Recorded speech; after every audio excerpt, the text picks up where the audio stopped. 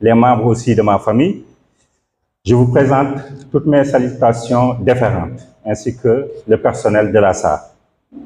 Mais permettez-moi tout d'abord de rendre grâce à Allah de m'avoir permis d'être présent ce jour, qui est un jour quand même qui est empreint de solennité.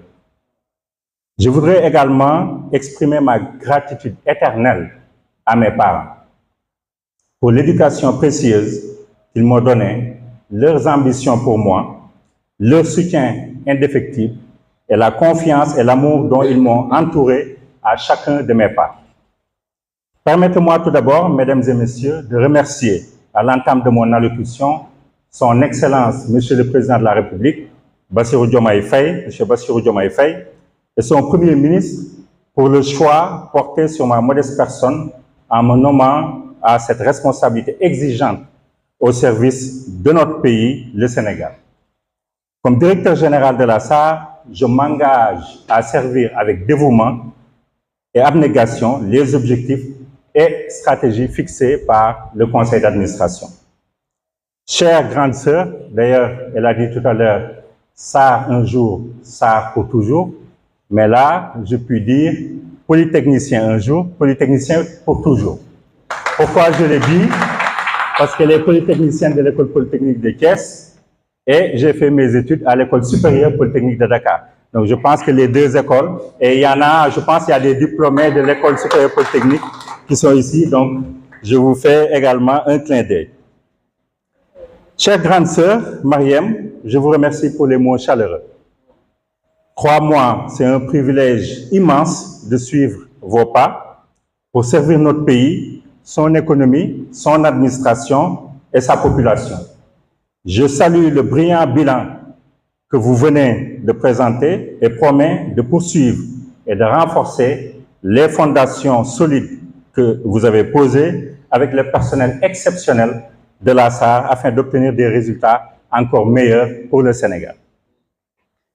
Pour ce faire, nous devons relever de nombreux défis. Effectivement, les défis sont nombreux, mais je puis vous dire également que les perspectives sont positives et sont bonnes pour la SAR et j'y reviendrai plus en détail. Donc, nous avons de nombreux défis à relever dans un contexte complexe et un environnement exigeant. J'en ai principalement retenu 5.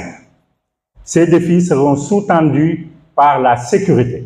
J'insiste là-dessus, je l'ai dit à Madame la directrice, en tant que site d'exploitation, notre priorité va rester la sécurité. Et quand je dis la sécurité, c'est la sécurité du personnel, de la communauté environnante, mais on ne peut pas parler de sécurité sans parler également de la sûreté des équipements. Les deux vont de pair et j'en ai également discuté avec le directeur technique et je pense qu'il y a un bon suivi en la matière et en tout cas, je vous encourage à garder cette culture de la sécurité au niveau de l'entreprise.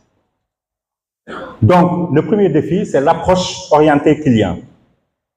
Avant tout, c'est une exigence qui est fondamentale, dont dépendent les 4 autres. Nous devons continuer à adopter une approche orientée client, et nos principaux clients sont l'économie du Sénégal et les familles sénégalaises. La SAR, dans sa mission de service public, se donne pour objectif d'approvisionner ses clients en produits pétroliers abordables et avec une bonne qualité de service. Ce, tout en maintenant des résultats annuels positifs. C'est ce que j'avais dit, mission de service public, mais nous devons garder des marges afin d'assurer la pérennité de nos activités. Pour y parvenir, il est crucial de rationaliser nos coûts de production et de moderniser nos infrastructures pour augmenter leur capacité et leur flexibilité. J'avais également dit lors de la première phase de passation de service que nous devons garder en tête la culture d'amélioration continue. Il va falloir à tout instant qu'on se pose la question, qu'est-ce qu'on pourrait faire mieux pour, en tout cas, avoir plus de performance dans la matière. Le deuxième défi, c'est la souveraineté énergétique.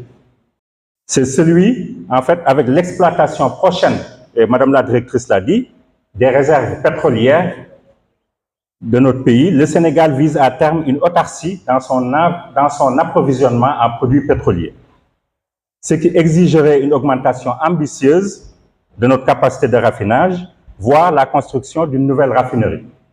Toutefois, Toutefois, nous devons aborder cela avec prudence, avec une totale maîtrise sur les coûts. Ça, c'est un aspect qui est très important. La complexité de ce défi réside en ce que les produits pétroliers et le pétrole brut font l'objet de transactions sur des marchés différents, qui par ailleurs sont oligopolistiques. L'ASAR doit donc continuer à gérer avec intelligence un portefeuille d'offres et de demandes diversifiées, comprenant aussi bien le pétrole sénégalais, dont la part sera croissante, mais non exclusive. Le design dynamique de ce portefeuille et ses implications en termes d'investissement pour la flexibilisation de la demande et de l'offre de la SAR constitue donc un véritable challenge. Le troisième défi, en relation directe avec le deuxième, est la sécurité d'approvisionnement en produits pétroliers du Sénégal. Produire notre propre pétrole brut, notre sécurité d'approvisionnement comparée à la dépendance actuelle vis-à-vis du Nigeria. Cependant, même une autonomie du pétrole brut n'éliminerait pas tous les risques de défaillance. C'est la raison pour laquelle nous devons investir dans le sens d'accroître notre capacité de stockage en pétrole brut de différentes qualités, et ça on en a discuté d'ailleurs, en produits pétroliers d'une part et d'autre part dans les méthodes de traitement du pétrole brut avec un taux de soufre élevé. Donc quand je parle de taux de soufre élevé, donc, ça fait allusion également donc, à l'exploitation prochaine du pétrole brut de Sangomar.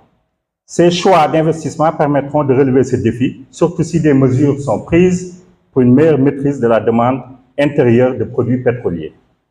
Alors, le quatrième défi est la résilience énergétique. Madame la directrice a parlé de résilience et je salue en tout cas cet effort de résilience dont vous avez fait montre durant la période de Covid. Donc, la résilience énergétique, notre raffinerie date des années 1960. Sa taille modeste ne permet guère de bénéficier des économies d'échelle nécessaires pour mieux assurer notre mission.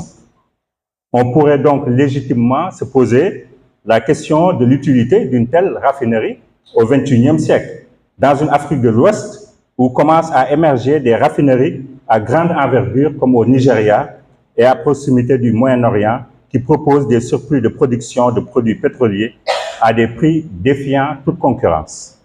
Ce serait oublier que même le Nigeria connaît de manière récurrente des pénuries de produits pétroliers, dues notamment à des difficultés d'ordre logistique et que le Moyen-Orient reste sujet à des instabilités de nature géopolitique pour pouvoir conduire à une forte volatilité des prix de produits pétroliers. Dans ce contexte, la possibilité de disposer d'une raffinerie, même de petite taille, contribue à la résilience de l'offre de la SAR, tout en permettant de réduire l'incertitude qui l'aurait affectée si elle était entièrement dépendante de l'importation de produits pétroliers.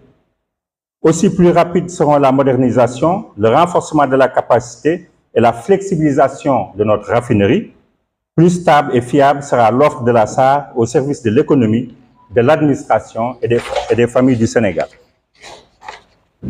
Enfin, le cinquième défi, qui est très important aussi, c'est celui du développement durable. Même si notre métier est centré sur le pétrole, nous devons intégrer des principes de développement durable. La SAR doit veiller à minimiser son impact environnemental tout en contribuant à une transition énergétique progressive vers les énergies renouvelables. Nous devons être une entreprise citoyenne, consciente de ses responsabilités sociales et environnementales. Et je pense que ça rejoint également ce que disait le délégué du personnel. Je suis donc convaincu qu'avec le soutien sans faille de notre personnel, aux compétences rares, ainsi que l'alliance patriotique avec nos décideurs, nos clients, la SAR relèvera ces défis et disposera des capitaux nécessaires. Ensemble, nous parachèverons ainsi la transformation de la SAR 2.0 en un joyau industriel à la hauteur des ambitions de nos pères fondateurs. Je vous remercie.